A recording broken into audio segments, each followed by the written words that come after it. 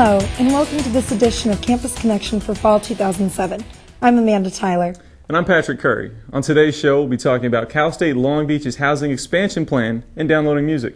We will also have an in-studio makeup demonstration with the founder of Addiction Cosmetics. But first, driving under the influence is a serious, expensive, and sometimes fatal offense. According to officials, it's becoming more prevalent among college-age students. Campus Connection reporter Jennifer DeLeo has more on the issue. It's another weekend. The alcohol is flowing, and you can bet the police will be waiting. Smile, smile. I said something really funny. Drink it! Something really funny. There you go. Some startling statistics show that DUIs are becoming quite the norm among college-age students. According to the Community Alcohol Information Program, alcohol-related crashes are the leading cause of death among young people between the ages of 16 to 24. That accounts for nearly 25,000 deaths per year. Of those being charged with a DUI, nearly 36% are repeat offenders. 24-year-old Long Beach resident Sean Otero has had 2 DUIs. Basically, it's cost me a lot of money, and more ways than just actually having to pay for the classes and going to jail and all the other little things they have you do on the side. Going out for a night on the town with some friends is nothing new, but when last call approaches, the decision to drink and drive is being taken too lightly. This is becoming a serious issue because with DUI rates on the rise, so is the death toll. Well, to start with how long it'll stay on the record, the California DMV will keep it on the record for 10 years. Your insurance will be able to see it for 3 years, and on your criminal history it's permanent. So your insurance will be effective for 3 years prior convictions, which means enhanced penalties for additional DUIs will be for 10 years, and then the police will know about it forever. Once someone has been slapped with a DUI, the costs really start to add up. A first conviction DUI can easily cost up to $20,000, and that doesn't include court fees or mandatory driving classes. Well, yeah, it definitely has made me think more than twice about drinking and driving. I mean, especially when both times I wasn't even drinking an excess amount, and there had been plenty of other times where I'd driven and I was completely out of my mind, but both times that I got these DUIs, I blew 0.08 or less. Sean now takes DUI offenses very seriously, and he only drinks on occasion. If he does drink, he always calls a cab or a designated driver. He still has just as much fun, but without the life-threatening consequences. Reporting for Campus Connection, I'm Jennifer DeLeo. Thank you, Jennifer. Remember, if you're too drunk to drive, you can always call Long Beach Yellow Cab at 562-435-6111. Speaking of which, student drinking on and off campus has become a growing concern as the Long Beach party scene becomes more popular. Here's Adrian Newell with more. Proclaimed a dry campus, students at Cal State Long Beach are expected to abide by the rules, banning alcohol from all campus premises and resident living areas aside from the Nugget. However, as many college students are of the legal drinking age, drinking excessively off campus or illicitly while on has stemmed serious concern. In May 2004, CSULB student and president scholar Jason Kersinas passed away after lapsing into a coma following a night of drinking for his 21st birthday. The reality and the loss of a student to excessive drinking makes the resources and services of the ATOD program that much more vital to the student population. The Alcohol, Tobacco, and Other Drugs program was created in 2001 to help students overcome and understand alcohol abuse.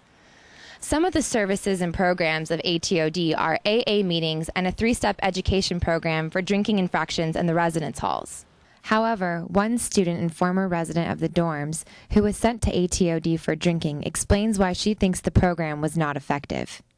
I had to go to the class, and there's about 20 people in there, and it was completely pointless. We sat around at a table, and the teacher talked about different drugs. She had an easel that she had each drug on and talked about them like they were fantastic. In one part of the class, Gia remembers playing drinking games with water and cards. It was definitely not beneficial at all. It made me want to go out that night and drink some more because I knew new card games to play. It is up to students to take responsibility for themselves by using common sense before a habit they may not be taking seriously enough becomes deadly. This is Adrian Newell with Campus Connection. Thank you, Adrian. Right now we're going to take a short break, but when we come back, we'll learn about Cal State Long Beach's housing expansion plan. Then we'll check in with Ryan Lindgreen and his in-studio guest. The facts are in. California State University Long Beach is among the nation's finest universities. For the 4th consecutive year, the campus ranked in the top 5 public comprehensive universities in the western United States. In 2007, Cal State Long Beach was named the 3rd best value among all American public colleges and universities.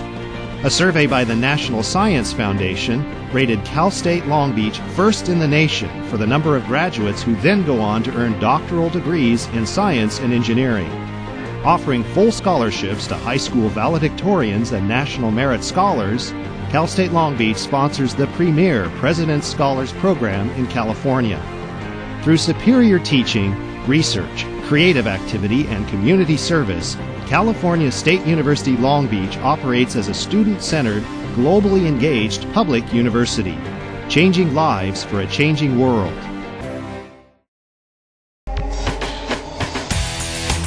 Welcome back. Cal State Long Beach is among the biggest public schools in the state with close to 37,000 students. However, on-campus housing is only available for 2,200 students. To help ease the problem, an expansion plan has been formed. Here's Jennifer Maria with more on the story. The Housing and Residential Life has begun the expansion plan with the purchase of Brooks College, which is 1 mile away and has now gone out of business. The university bought Brooks College at $11.1 million, and another $10 million will be spent on renovations. First year we'll probably open it will be next year if all goes according to plan, fall of '08, and we'll have about 400 students there. And then a year later, when we get done renovating, we'll be able to add 300 more beds, so have a total of 700. During the transition, Brooks College students will remain living there until they complete their degrees. However, some Long Beach State students are anxious for the expansion to be complete. That would be great, actually, but so far I've met a lot of people here who go to Long Beach, so that would just be great if it could be just our exclusive area. Some CSULB students that currently dorm at Brooks are enjoying the advantages of the bathroom amenities that are available for each room. You get one bathroom for 4 girls, where at Cal State it's 1 bathroom to 16 girls, so I like that a lot better. There is also a dining facility for the students, and when the transition is finalized, they will have the option to eat there or on campus. And transportation is not a problem because the shuttle route includes Brooks College every 20 minutes. The campus connection bus, it goes from Long Beach to the campus, so it's really convenient. Once all the Brooks College renovations are done, the expansion will continue here at CSULB. We got a 4-phase plan laid out that we intend to follow. The first one of those would open in 2011 with about 1,000 beds, and then we'd add pieces on after that till we got to about 4,000. The expansion plan will double in housing for future students and should be complete in the next 10 to 15 years. This is Jennifer Murillo reporting for Campus Connection. Thanks, Jennifer. For those of you who don't want to be relocated to Brooks College, there's a new out-of-state internship program Cal State Long Beach is offering. Here's Ryan Lindgreen with his in-studio guest. Thanks, Patrick. I'm here with Erin Booth, the internship program coordinator. Hi, Erin. Hi. How are you? Good, thank you. Good. Well, thank you for coming in. Sure. So this internship program is an exclusive program. What is it? Definitely. It's the U.S.-China Bilateral Trade Internship Program, and Cal State Long Beach was selected among all the universities in the United States, and it was 1 out of 3 universities selected, and there's going to be a total of 10 U.S. students that are going to be going to Washington, D.C. with another 10 students from China, and they're going to be participating in an internship in D.C., in relation to U.S.-China relations, Chamber of Commerce, a lot of different areas. They're going to be learning about Chinese culture and how really to create relationships with between U.S. and China in regards to trade. And the thing that's really great about this program, it's fully funded by Boeing. So the students that are selected to go, that apply and are able to go, are going to have a fully paid internship program during the spring semester. Yeah. Yeah, so I mean, everyone thinks that you get an internship and you're poor because you're not going to get paid and you're going to be working a bunch of hours. But this, I mean, fully funded, I mean, that entails what exactly? Boeing is sponsoring it, so it entails the flight over to Washington, D.C., the living. You're also going to be given an allowance to supplement your living expenses, as well as internship program in general. That's going to be paid for, which there is usually a fee for that. So I was reading the article off of the Cal State Long Beach website, and there was a quote from our president, F. King Alexander. And the second half of that quote, I'm going to read it for you right here. It was, "Studying together will be of particular importance for our students as we become more global in thought and practice." And when I read that quote, I thought to myself, like, this is something that could be really big. I mean, how big and how important do you think this is? I think this is an excellent opportunity, especially for any student interested in international relations. These students that go through this program are going to be leaders in regards to U.S. and China relations. So I think it's a really great opportunity for our students. And so the program is going to be running this spring semester, and it's also going to be running for the next 3 years. So explain to me, like, how is the student going to get involved? Where are they going to go? Who are they going to talk to? What do they have to be, what do they have to do school-wise to get involved with this? Well, they need to be a junior or senior first off and have a 3.0 or above.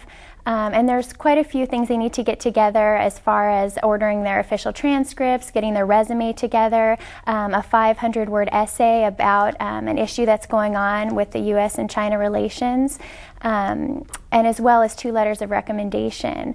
To get started, the first step, they'd probably want to come to the Career Development Center. They can talk to myself, the internship program coordinator, one of our internship advisors, or Dr. Robin Lee, who will in the end be sponsoring them and recommending them for the internship program. Wow, it's really great. It's really great to see that the school is going to be involved in something that is so important, and it's building relationships. I mean, internationally between us and China. There's 3 universities there, and there's going to be 3 universities here. And just to finish up on anything, has there been anything that you've dealt with lately, like recently, getting ready for this semester so far, of students that have been involved? There's been a lot of student interest. We have done some kind of classroom presentations out there, and so a lot of students are making appointments with Dr. Robin Lee just to learn more about it and try to make this opportunity happen for them. So there is a lot of interest. Well, it sounds like a great program, and thank you so much for coming in. And hopefully all the students will get involved and be ready to get involved with something that's going to be so major in our world. Great. Well, thank you for having me. You're welcome. Back to you, Patrick. We're going to take another short break, but when we come back, we'll look at the pros and cons of downloading music. What's wrong with this picture? Half of young Americans can't locate economic powers like Japan and India. 20% can't even find the Pacific Ocean. Without geography, our children aren't ready for the world. Geography is everywhere.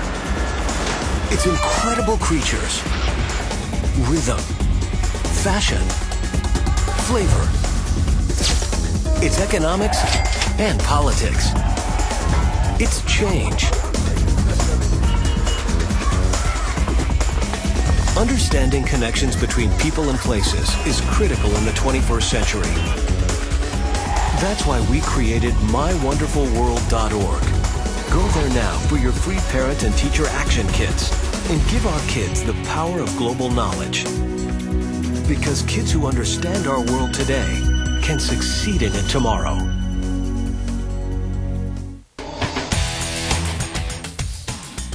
Welcome back. In recent years, the music industry has gone through drastic changes. The way an average person obtains their music is now multidimensional. Campus Connection reporter Sarah Marzuk explains how the changes have affected the music industry. In the old days, there used to be one way to obtain your music. You simply walked to the record store and purchased a vinyl or a CD. However, with the invention of the internet, the way people obtain music is changing. Legal programs such as iTunes and Yahoo Music allow listeners to purchase licensed music for a small fee. Conversely, file-sharing programs such as LimeWire and Kazaa have made illegally downloading music a breeze. Professor Yang analyzes the changing industry. I think a lot of it's experimental on the part of the groups trying. I mean, Radiohead recently had an experience where they put their album out for free. You know, a lot of labels and artists are realizing that the conventional ways of selling albums, selling CDs and whatnot, may not prove to be successful in the long run. However, there are still some avid music lovers who refuse to download their music. I like to purchase CDs. CDs are amazing to me. I don't like downloading music because of the fact that MP3s are so heavily compressed. You lose all your high ends and low ends from the CD and thus lose the warmth of the volume. According to the Recording Industry Association of America, online piracy hurts the music industry, resulting in thousands of layoffs, placing songwriters out of work, and making it harder for new artists to get signed and break into the business. Criminal penalties for first-time offenders can be as high as 5 years in prison and up to $250,000 in fines. For some, though, the risk is worth every penny. The main reason I download music illegally is the kids want to hear what's hot right now. Radio stations release music, you know, the world premiere song two months before the CD comes out. The only way to get that music is to download it illegally. Estimated 5 billion people digitally downloaded their music last year, and CD sales were down by 20%. Thus far, 2,000 people have been sued by the music industry, and 1 woman was found guilty. The direction the music industry is going in is unclear. How you get your music will be the deciding factor. For Campus Connection, this is Sarah Marzouk. Thanks, Sarah. We're excited to welcome to the studio an insider from the music industry with our very own Patricia Edwards. Thanks, Amanda. Right now, we're going to welcome Pavel, who is a custom guitar builder, to our studio. How are you doing today? Good, Patricia. How are you? Okay, so for our musically inclined audience members, what does a custom guitar builder really do? Just build a custom guitar. What does that mean? That's what you just say, like build for specs of the all musicians. Like, you know, musician coming to my shop and ordering like custom guitar, so I make for his specs. That's whatever he like you know, the neck shape, the body style. He told me about the tone, what's he like, and I make him basically guitar like, you know, his dream. Oh, okay. So it's not mass produced. You do each one by hand? Yeah, each one built by hands. Yeah. And what do you start with? I start basically with drawing the plans and taking the hand print of the musician to make the neck exactly for his hand, and just cut the wood, build it. Wow. And how long have you been doing that?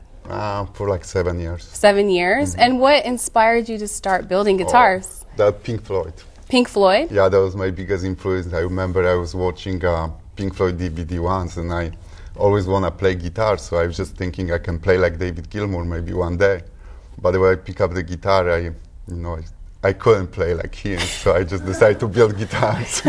Wow, so who are some of the people that you've built guitars for? Yeah, I built for David Gilmour actually a few years later. Really? Yeah. You built for David Gilmour from Pink Floyd? From Pink Floyd, How did you manage to do that? I have a friend who play with him in a band, so that was my indoor over there. But yeah, I built for a bunch of people, like Lyle Workman, who plays with Sting. Right now for Rocco De Luca, that's the guitar I built for him, designed for him. Alan Holdsworth, Marco Mendoza from Whitesnake, bunch of people like Eric Sardinas. So you have a lot of celebrity clientele. How do you get these people to request guitars it's all from word you? of mouth. Word of mouth? Yeah. Okay, so what's the difference between this guitar and that guitar? This one's a little smaller. This one's like Stratocaster type. It's a solid body guitar, and has a circuit tone, like, you know, bunch of people. Like this one actually is second one, David Gilmour. So this is a David Gilmour model? There's a David Gilmour model, has a little logo over here on the headstock with Eric Clapton draws, like David Gilmour standing playing guitar. So I can sell this on eBay? Yeah, you can. What's that one? For big money. This one is a hollow body guitar. So that's a resonator, so you play more like bluesy slide. Okay, so if I strum this one, this is an electrical guitar? That's electric. So we don't have an amp, but... Yeah, it needs to be plugged in. So. Okay, and how does that one sound? This one is much louder. Okay, so where can we find these guitars? I have a shop in the Fountain Valley in California. Well, Pavel, we want to thank you for joining us here in the studio today. Right now, we're going to send it back to you guys. Thanks, Patricia. At one time, tattoos were tabooed, but some television networks have invested their time and money on the tattoo industry.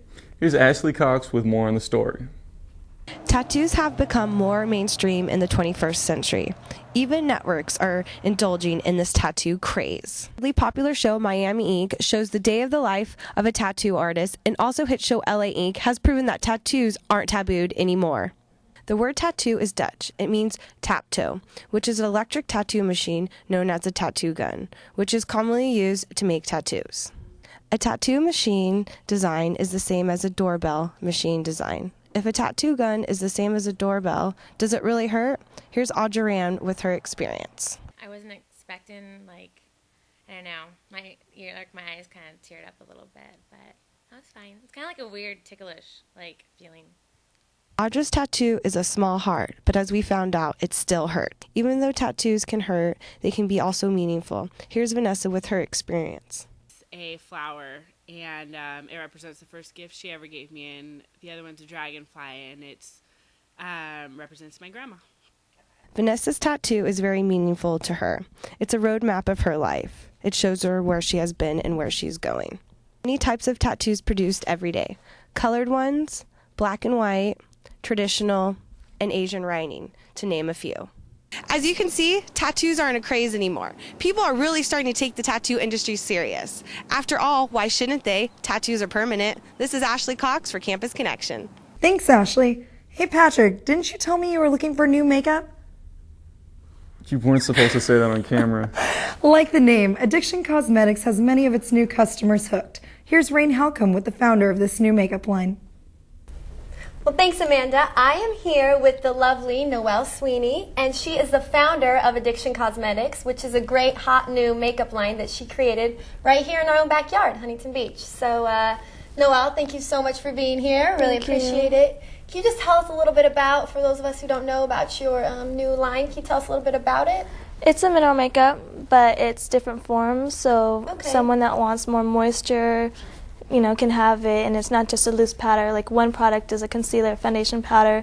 It's all about a simple, fast makeup. Quick, right? Yeah. All right. Well, we have a little treat for everybody. She's actually going to give us a little mini demonstration, a little mini makeover. Yes. So let's get started here. On her, I actually did already the liquid powder mineral foundation. Okay, that's what you were So talking yeah, so we about, did right? this first, right?